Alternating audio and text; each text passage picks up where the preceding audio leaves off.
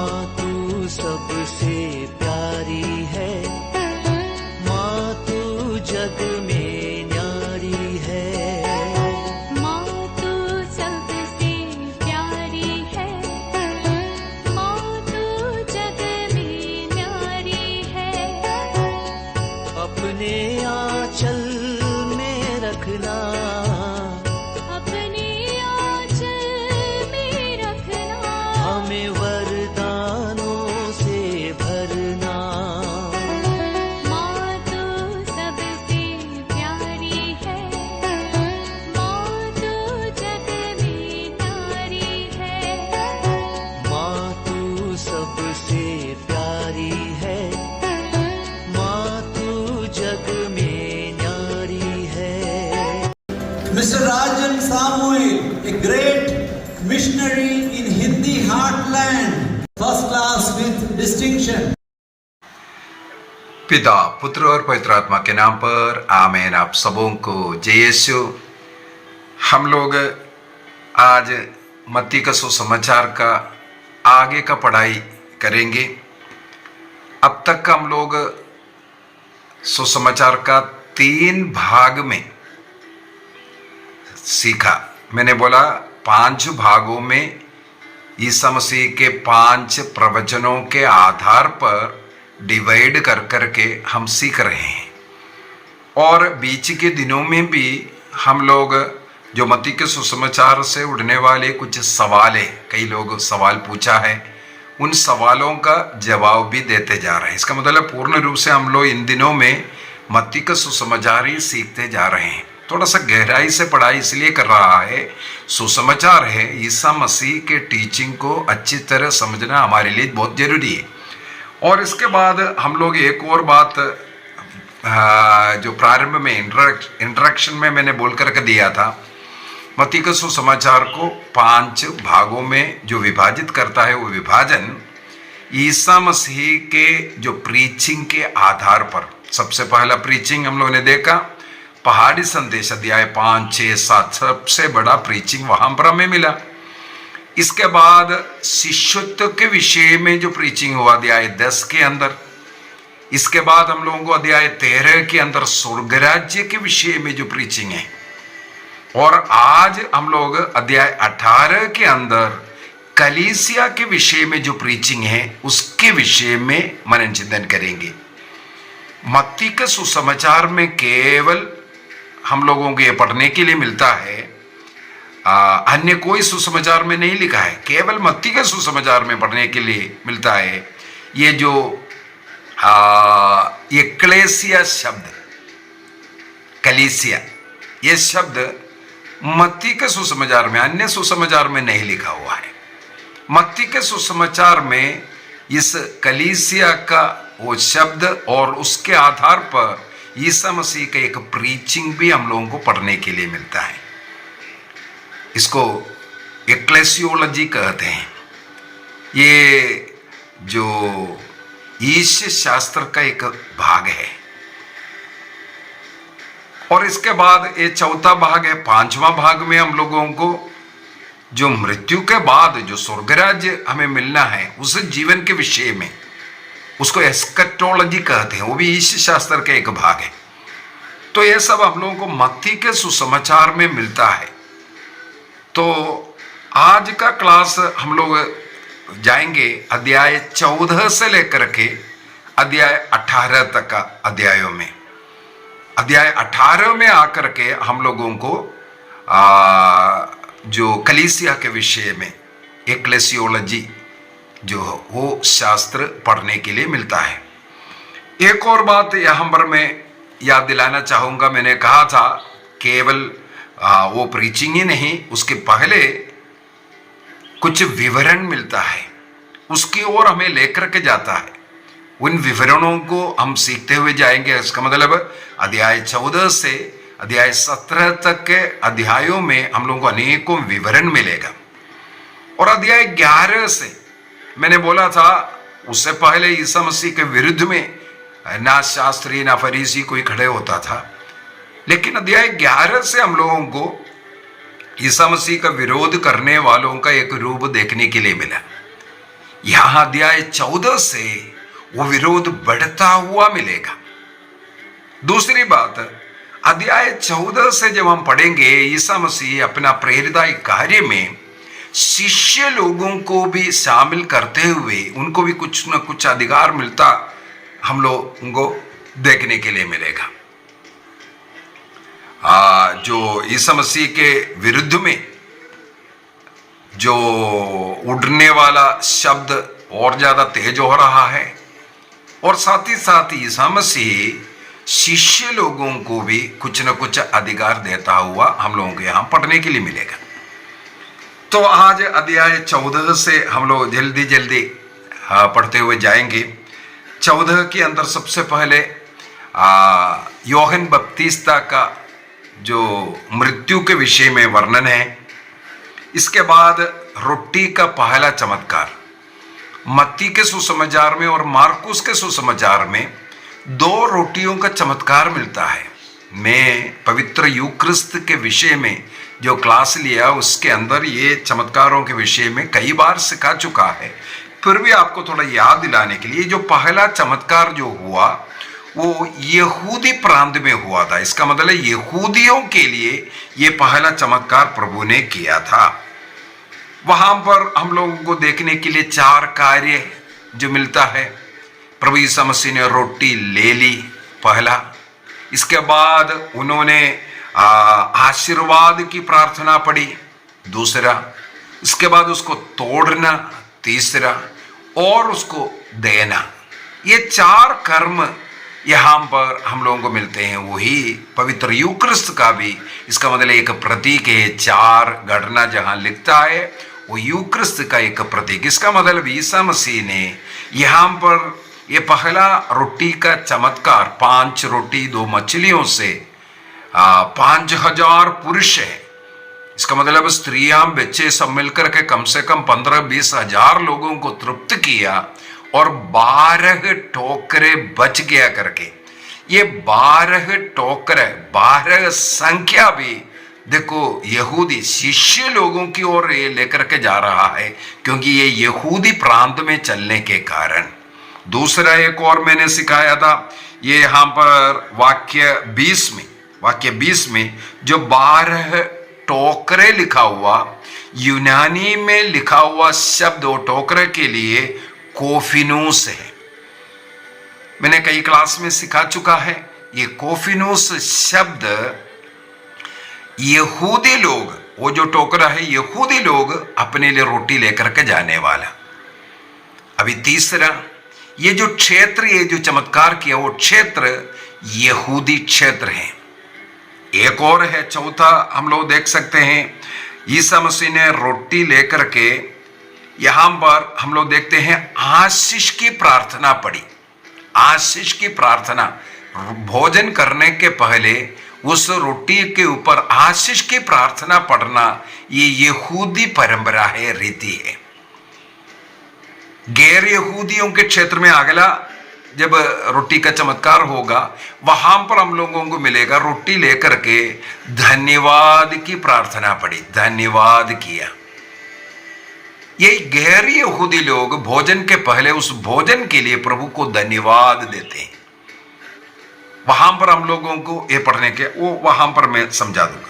तो इन 4-5 बातों से हम लोगों को यह पता चलता है कि ईसा मसीह ने यहूदियों के लिए किया था। इसका मतलब एक यहूदी यूक्रिस्तीय समुदाय की सृष्टि किया है। वो समुदाय इसके बाद ईसा मसीह के पीछे जाता हुआ, चारों सुसमाचार में ये 5 रोटी का चमत्कार लिखा हुआ मिलेगा, चारों सुसमाचार में। इसके तुरंत बाद ईसा मसीह नाव पर चलने के विषय में हम लोगों को पढ़ने के लिए मिलता है। यहां देखने वाली बात है, एक और हम लोगों ने अध्याय 8 के अंदर 8 और 9 याद होगा, मैंने उस क्लास के अंदर बता करके दिया था। वहां पर ईसा मसीह नाव में बैठा हुआ था, तब आंधी तूफान उठे। यहां पर ईसा मसीह शिष्य लोगों को भेजते हैं नाव में। इसके बाद प्रभु प्रार्थना करने के लिए पहाड़ पर चढ़ा, प्रार्थना कर रहा था। और रात्रि के समय पर हम लोग देखते हैं आंधी तूफान चल रहा है और प्रभु समुद्र पर चलता हुआ आया। इसका मतलब ईसा मसीह इस समय पर नाव में नहीं था। अध्याय 8 में नाव में था, ये 14 वाला इसमें नाव में शिष्य लोग था, प्रभु नाव में नहीं था। ये दोनों को ऐसा दिखाने के लिए बाइबल पंडितों का मत है नाव में प्रभु यीशु मसीह, इसका मतलब कलीसिया में रहने वाले प्रभु को दिखा रहा है, जीवित तो प्रभु को उस समय का प्रभु को दिखा रहा है। यहां पर प्रभु नाव में नहीं था, इसका मतलब पुनर्जीवित तो प्रभु का एक छाया वहां पर दिखा रहा है। नाव के बाहर रहने वाला पुनर्जीवित प्रभु को दर्शाने के लिए ऐसा किया। और दूसरी बात है, यहां पर शिष्य लोग सब चिल्लाते हैं, तब ईसा मसीह उन्हें समझाते हैं डरने की जरूरत नहीं, मैं हूं कर करके। तब वहां पर पेत्रुस कहते हैं यदि तू है तो मुझे भी आने दीजिए। केवल मत्ती के सुसमाचार में, चारों सुसमाचार में हम लोगों को ये चमत्कार मिलेगा, लेकिन मत्ती के सुसमाचार में केवल ये लिखा हुआ मिलेगा, पेत्रुस भी समुद्र पर चलना आग्रह करता हुआ, यदि तू है तो मुझे भी पानी पर अपने पास आने दीजिए। तो प्रभु उसको बोलता है आ जाओ। इसका मतलब क्रिस्त शिष्य लोग जो क्रिस्त को प्यार करता है, क्रिस्त में जो विश्वास करता है, क्रिस्त के लिए जीवन जीता है, उनको जो क्रिस्त करने वाला कर्म करने का अनुमति प्रभु देता है। मैंने जैसे बोला यहां से शिष्य लोगों को भी अपने कार्य में, वो जो सुसमाचार का प्रचार का कार्य में काम करने के लिए देता हुआ है। सबसे पहले यहां हम लोग देख रहा है शिष्यों में जो पहला पेत्रुस को प्रभु जो कार्य कर रहा था, जो चमत्कार दिखा रहा था, वो करने के लिए अनुमति देता हुआ। इसके बाद वो चलने लगे। इसके बाद लिखते हैं किंतु वह प्रचंड वायु देख करके डर गया कर करके और डूबने लगा। तब वो चिल्लाने लगा प्रभु मुझे बचाइए। इसका भी मैंने कई बार बोल करके दिया, एक तो जब तक प्रभु में है प्रभु अनुमति देता है, करने के लिए देता है। और प्रचंड वायु मतलब संसार को अन्य लोगों में हमारा ध्यान गया, तब हम लोग डरते हैं। क्रिस्त में जो व्यक्ति है वो डरते नहीं है, उनके अंदर डर भय नहीं होना है। जो संसार को देखते हैं, संसार की चिंता में रहते हैं, उनका है ये डर। तब वहां पर प्रभु कहते हैं अल्पविश्वासी तुम्हें ये संदेह क्यों हुआ। क्रिस्त के साथ है तो संदेह नहीं, वरना हमें विश्वास और भरोसा की जरूरत है। इसके बाद हम लोगों को एक देखने के लिए मिलता है, शिष्य लोग जो नाव में था यह कहते हुए ईसा मसीह का दंडवत किया, प्रणाम किया, घुटना टेकर उनकी आराधना करते हुए यह स्वीकार किया आप सचमुच ईश्वर के पुत्र है। अभी 1-2 दिन पहले ही मैंने एक क्लास इसके ऊपर लिया था। चमत्कारों को देख करके नहीं, बल्कि क्रूस को देख करके, क्रूसित प्रभु को देख करके हमें क्रिस्त में विश्वास करना है। चमत्कार के लिए, चंगाई के लिए नहीं, बल्कि हमें क्रूस उठाने के लिए प्रभु की सहायता की जरूरत है। और उस क्रिस्त में जो क्रूस पर मरा हुआ, कष्ट झेलने वाला, बेसहारा जो पड़ा हुआ है, जो अपमानित निंदित पड़ा हुआ है, उस क्रिस्त में जो लोग ईश्वर को पाते हैं वही मुक्ति प्राप्त करते हैं। इसलिए मत्ती के सुसमाचार का 4 इस प्रकार का विश्वास के प्रकटीकरण को लेकर के ईसा मसीह ईश्वर का पुत्र है स्वीकार करने वाला 4 उदाहरण का एक क्लास मैंने ले लिया था। कौन सा था? यदि आप रोज देख रहा है, इसलिए मैंने आपसे अनुरोध किया है ये क्लासों को आप एक भी आप छोड़ना नहीं, सब क्लास में कुछ ना कुछ संदेश आपको मिलता रहेगा। तो ये 4 व्यक्ति जो स्वीकार किया, सबसे पहले जो शैतान से जिसके ऊपर था, वो जो व्यक्ति गरासेनी के देश में जब प्रभु गया था तो शैतान उसके द्वारा जो बात करते हुए तू ईश्वर का पुत्र है करके सबसे पहले स्वीकार किया। अध्याय 8 के अंदर हम लोगों को मिला था। इसके बाद यहां पर अध्याय 14 के अंदर शिष्य लोग ईसा मसीह को दंडवत करते हुए आप सचमुच ईश्वर के पुत्र है करके स्वीकार करता हुआ। इसके बाद अध्याय 16 में मिलेगा पेत्रुस कहते हैं आप ईश्वर का जीवंत ईश्वर का पुत्र है करके। चौथा सबसे आखिरी में शतपति अध्याय 27 के अंदर हम लोगों को मिलेगा शतपति ईसा मसीह का उस मृत्यु क्रूस पर पड़ा हुआ उस मृत्यु को देख करके कहते हैं ये सचमुच ईश्वर का पुत्र था। तो इस प्रकार का विश्वास प्रण। इसके बाद गेरेसेनियों का वहां पर पहुंचते हैं, लोग इकट्ठा हो रहा है, कपड़े का पल्ला भी स्पर्श करना चाहते हैं। अध्याय 15 में फरीसियों की परंपरा के विषय में यहां पर हम लोगों को पढ़ने के लिए मिलता है। वो टोकता है शिष्य लोग हाथ धो करके भोजन नहीं किया। शिष्य लोग जैसे यहूदियों में परंपरा है हाथ पैर सब क्लीनिंग का, लेवी ग्रंथ में हम लोगों को पढ़ने के लिए मिलता है उसका 15, 16, 17 अध्याय वगैरह में ये क्लीनलीनेस के विषय में है। वहां पर यह नियम है हाथ धो करके। तो शिष्य लोग हाथ धो करके अपने पुरखों का वो परंपरा का को नहीं मान रहा है ये बोल करके उन्हें ठोकते वक्त ईसा मसीह उनका उस पाखंडता को देख करके क्या सिखाते हैं, तुम लोग केवल मुख से ईश्वर का आराधना करते हैं हृदय से नहीं। मुख से बाहरी रूप रंग तुम लोग पुती हुई कब्र के समान सुंदर रखते हैं लेकिन अंदर मैला रखते हैं बोल करके। शुद्ध अशुद्धता का व्याख्या इसके बाद प्रभु बोल करके दे रहे। वाक्य 11 के अंदर लिखा हुआ है जो मुंह में जाता है वो नहीं बल्कि जो मुंह से आता है वो एक मनुष्य को अशुद्ध करता है। जो मुंह में जाने वाला चीज है, खाने वाला चीज एक मनुष्य को अशुद्ध नहीं करता बल्कि जो मुंह से अंदर से जो बाहर निकलता है वो मनुष्य को अशुद्ध करता है। ये सब बोल करके प्रभु सिखाते हैं। इसके बाद हम लोगों को फिर से जो कनानी स्त्री के विषय में वहां पर पढ़ने के लिए मिलता है। वाक्य 21 से लेकर के मार्कुस के सुसमाचार में वो सिरो एफ्राइनीत जो महिला बोल करके लिखा हुआ मिलेगा। यहाँ पर इस मसीह को कनानी स्त्री के विषय में इसका भी अलग अलग क्लास ले चुका है इसीलिए आगे बढ़ रहा है।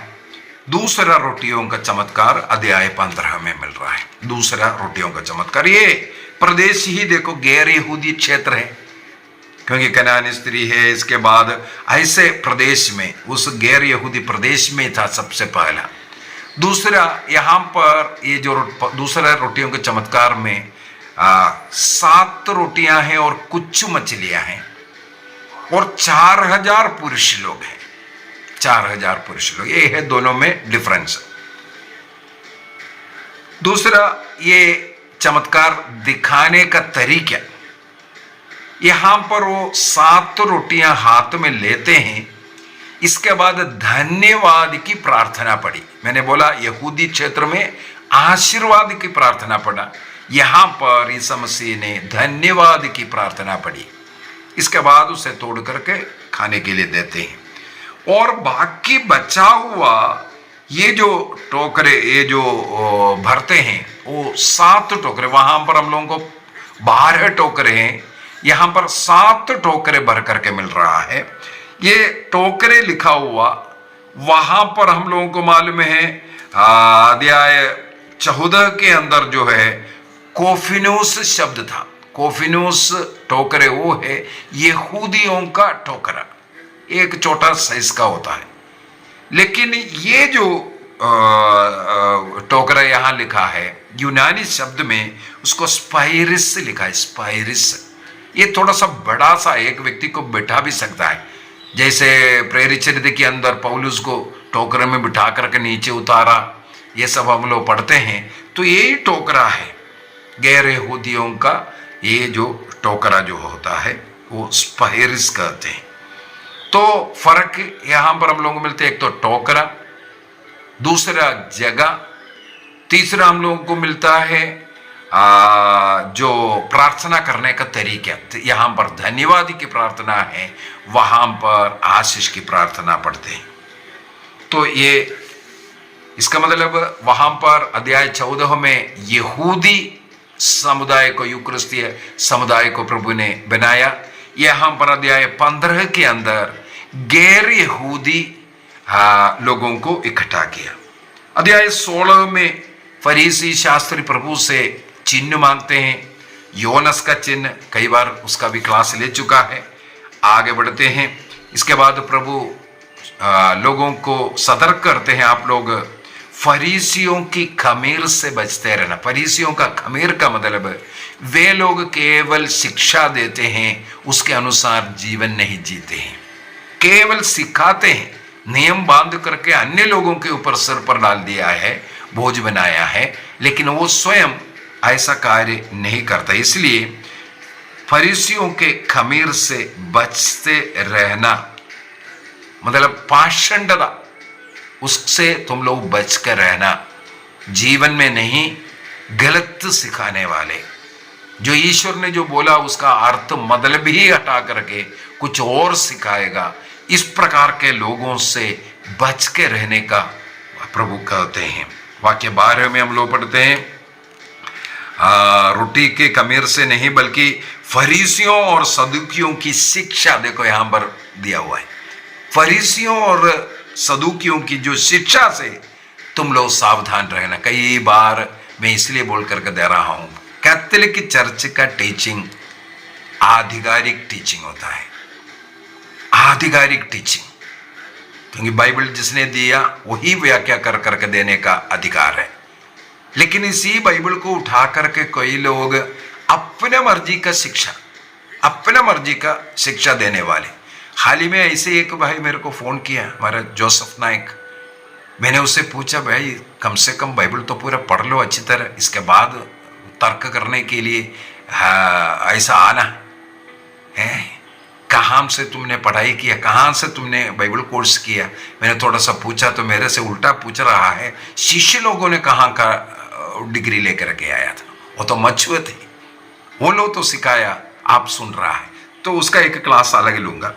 इसके बाद हम लोग को एक मुख्य भाग में जा रहा है, क्योंकि अध्याय 18 के अंदर मैंने बोला एक्लेसियोलॉजी आना है, वो कलीसिया का जो विषय में जो इस शास्त्र है, वो जो प्रीचिंग में जाने के पूर्व में यहाँ पर सबसे पहले कलीसिया का स्थापना के विषय में अध्याय 16 के अंदर वाक्य 16 से हम लोगों को ये पढ़ने के लिए मिलता है। सबसे पहले अध्याय 16 वाक्य 16 के अंदर पेतरुस ईसा मसीह को ईश्वर के पुत्र के रूप में स्वीकार करते हैं। आप मसीह है, आप जीवंत ईश्वर के पुत्र है।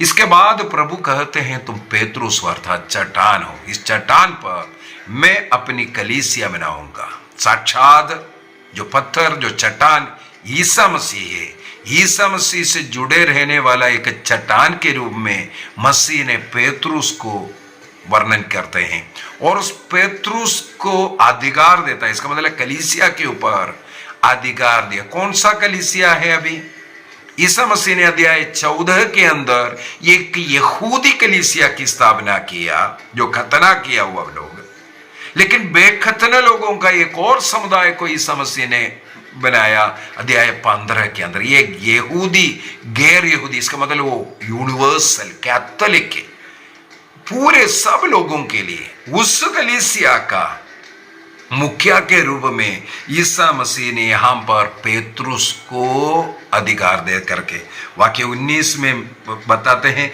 मैं तुम्हें स्वर्ग राज्य की कुंजियां प्रदान करूंगा।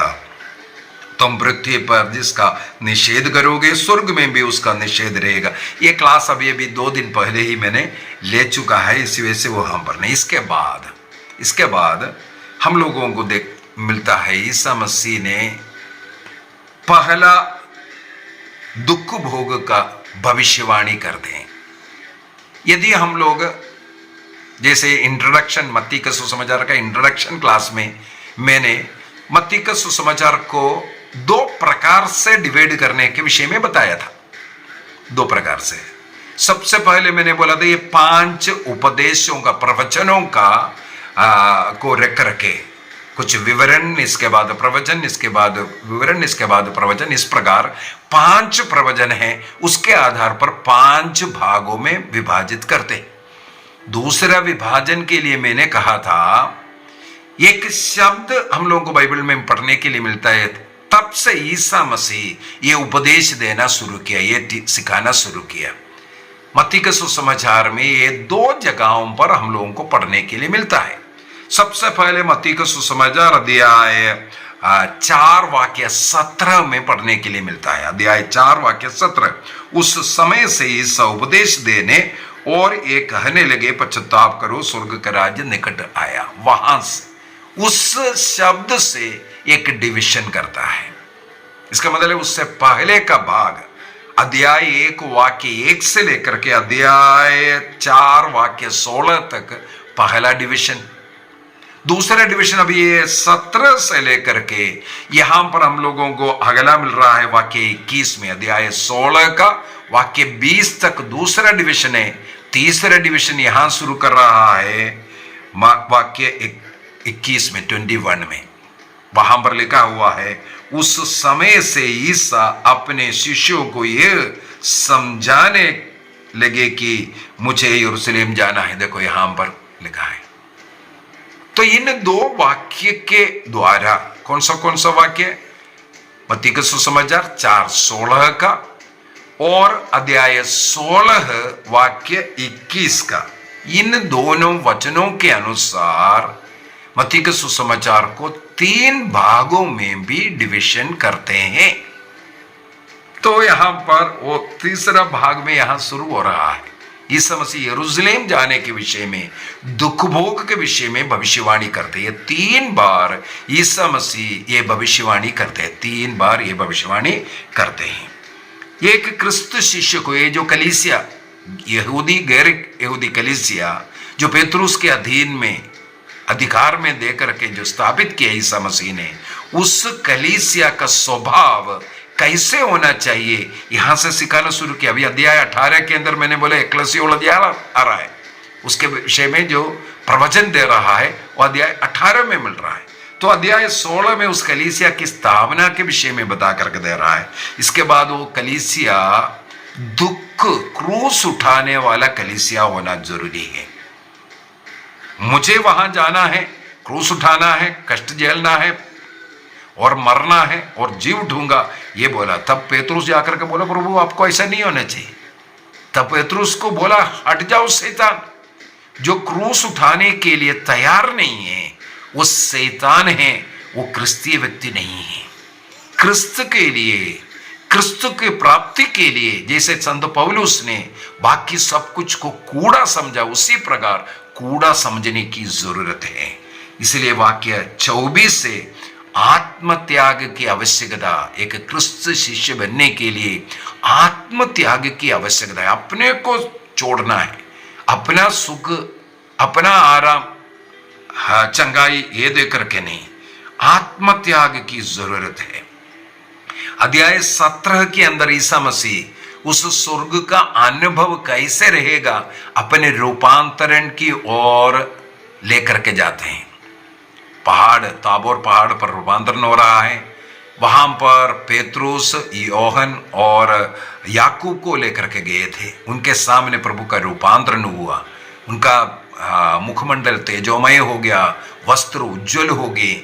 इस प्रकार उनका रूपांतरण हुआ। मूसा और एली उनसे बातें करते हुए देखा।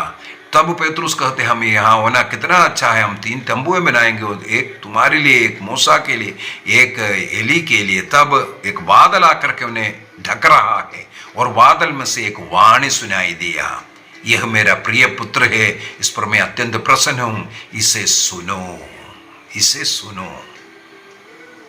बादल हट रहा है, केवल ईसा मसीह वहां दिखाई दिया। इसका मतलब वहां पर भी जैसे बपतिस्मा के समय पर पवित्र तृत्व का दर्शन हम लोगों ने किया, पवित्र तृत्व का दर्शन बपतिस्मा के समय पर पिता का वाणी सुनाई दे रहा है, आकाश इसके बाद पवित्र आत्मा कपोत के रूप में ईसा मसीह पुत्र पर उतरता हुआ, यहां पर पुत्र का रूपांतरण होकर के खड़ा है, वहां पर बादल आ गया, बादल पवित्र आत्मा का चिन्ह है, और उस बादल में से एक वाणी सुनाई देना, वो पिता का आवाज, पिता पुत्र पवित्र आत्मा, पवित्र तत्व का दर्शन भी यहां पर हम लोग करते हैं। इसके बाद यूहन्ना बपतिस्ता को एलियस से इसका भी सब क्लास ले चुका है, और एक चंगाई अपतूतग्रस्त जो एक लड़के का चंगाई, वहां पर अविश्वास की कमी, देखो चंगाई करने का अधिकार शिष्य लोगों को है, लेकिन उनके विश्वास की कमी के कारण ये नहीं हो पाया। उपवास और प्रार्थना के द्वारा ही ये शैतान को आप निकाल पाएगा, ये सब सिखा रहा है। इसके बाद दुख भोग का सेकंड भविष्यवाणी कर रहा है, और मंदिर का कर, ईसा मसीह को मंदिर का कर देने के विषय में एक चमत्कारी रूप से एक मछली को पकड़ते हैं और उसके मुंह से वो सिक्का जितना कर देना चाहिए वो अभी अध्याय 18 में आया। यहां पर ये अध्याय 18, पूरा अध्याय 18 ये ईसा मसीह का कलीसिया के विषय में एक प्रीचिंग है, एक प्रवचन है। उस समय शिष्य ईसा के पास आकर बोले, स्वर्ग के राज्य में सबसे बड़ा कौन है? इस सवाल का उत्तर देते हुए ईसा मसीह का प्रीचिंग शुरू हुआ। छोटे बच्चों जैसे बनने की जरूरत है। इसके बाद जो बुरे उदाहरण अन्य लोगों के लिए पाप का कारण कभी बनना नहीं है, उसके लिए ये अच्छा है। किसी के लिए प्रलोभन देता है, वो चक्की का जो पाट बांध करके समुद्र में डूबना अच्छा है, ये सब बोल करके। इसके बाद भटकी हुई यूहन्ना के सुसमाचार का भटकी हुई भेड़, और यहाँ पर हम लोग देखते हैं। इसके बाद उस स्वर्ग राज्य में भाईचारा, मैंने बोला यहूदी गैर यहूदी, इनके बीच में जो दुश्मनी था, ईसा मसीह ने अपने क्रूस, अपने बलिदान के द्वारा एक कर दिया है। पेतरुस की कलीसिया वो कैथोलिक है, सार्वजनिक जो यहूदी गैर यहूदी दोनों मिलकर के सब लोग मिलना है ना, सार्वत्रिक जो कलीसिया है, उस कलीसिया का वहां पर अपने भाइयों के साथ क्षमा करना, और उनको कितना बार सुधारना है, इसके विषय में प्रभु से सवाल करता है। कितना? 7 बार, क्योंकि मूसा के नियम के अनुसार 7 बार है। प्रभु का कहना है 7 नहीं 17 गुना 7 बार। इसके बाद प्रभु कहते हैं, वाक्य 18 में जाता हूं, पृथ्वी पर जिसका तुम निषेध करेगा वो स्वर्ग में भी उसका निषेध रहेगा, पृथ्वी पर जिसका अनुमति दोगे वो स्वर्ग में भी उसकी अनुमति रहेगी। ये जो शिक्षा है, ये प्रीचिंग है। इसका मतलब सब लोगों के लिए प्रीचिंग है। यहां पर इसका मतलब कलीसिया में स्वर्ग राज्य में प्रवेश करने के लिए, स्वर्ग राज्य के योग्य जीवन जीने के लिए हमें दूसरों को क्षमा करना। यदि हम क्षमा करेंगे स्वर्ग में भी उनको क्षमा मिल जाएगा।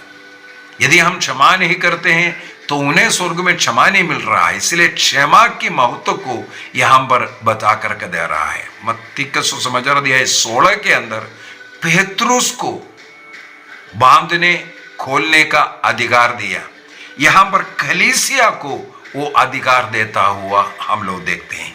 इसके बाद कलीसिया है, इसलिए सामुदायिक प्रार्थना, जहां सामुदायिक प्रार्थना कलीसिया की प्रार्थना चलेगा, वहां पर प्रभु के उपस्थिति के विषय में हम लोगों को पढ़ने के लिए मिलता है। इसके बाद स्वर्ग राज्य का वर्णन करने के लिए उस निर्दय सेवक का दृष्टांत कई बार सुनाया है। वाक्य 35 में जाकर के हम लोगों को मिलेगा, जिस प्रकार उस राजा ने क्षमा किया उसी प्रकार तुम पूरे हृदय से यदि क्षमा नहीं करेगा, उस निर्दय सेवक के समान अपने सहसेवक को क्षमा नहीं करता है, तो तुम्हारा स्वर्गीय पिता भी वैसा ही काम करेगा। इसलिए तुम्हें क्षमा करना जरूरी है। ये स्वर्ग राज्य का जो टीचिंग में सबसे महत्वपूर्ण टीचिंग है, ये यहाँ पर हम लोग देखते हैं। तो आज के क्लास में यहाँ तक वो प्रीचिंग समाप्त कर रहा है। अध्याय 18 वाक्य 35 में खत्म हो रहा है। तो स्वर्ग राज्य के लिए सबसे पहले अपने को विनम्र एक बच्चे जैसे बनाना है। अपने जीवन का कोई उदाहरण अन्य लोगों के सामने नहीं होना चाहिए, और जो पाप कर रहा है उन्हें क्षमा करना, उन्हें वापस जोड़ने का प्रयत्न करना है, अपने भाई का सुधार का प्रयत्न करना है, क्षमा करना है, उनके साथ नफरत और उनके अलग करना नहीं। और यदि 70 गुना 7 बार, इसका मतलब अनगिनत बार तुम क्षमा करते रहो, ये बोल करके दे रहा है। सामूहिक प्रार्थना होना है, और क्षमा नहीं करेगा उस निर्दय सेवक के समान हो गए। ये प्रवचन स्वर्ग राज्य के विषय में हम लोगों को मिला है। तो चौथा प्रवचन यहां खत्म हुआ। अभी अध्याय 24 और 25 में 5वां प्रवचन, उससे जुड़ा हुआ भाग कल के क्लास में हम लोग सुनेंगे। आइए हम अपनी आंखें बंद करें। कलीसिया के विषय में एक्लेसियोलॉजी, प्रभु का टीचिंग आज हम लोगों ने मनन चिंतन किया। उसके पूर्व में कुछ विवरण, इसके बाद उस कलीसिया के विषय में, अभी इसके बाद उस कलीसिया कैसे जीवन जी रहा है, उस स्वर्ग राज्य के साथ उसको मेल कराते हुए, मिलाते हुए हम लोगों को टीचिंग मिलेगा। अध्याय 21 से आगे 24-25वां अध्याय में अंतिम दिनों के विषय में हम लोगों को पढ़ेंगे एस्केटोलॉजी। प्रभु हम सबों को आशीष दे, कृपा दे। पिता, पुत्र और पवित्र आत्मा के नाम पर आमेन। आप सबों को जय यीशु।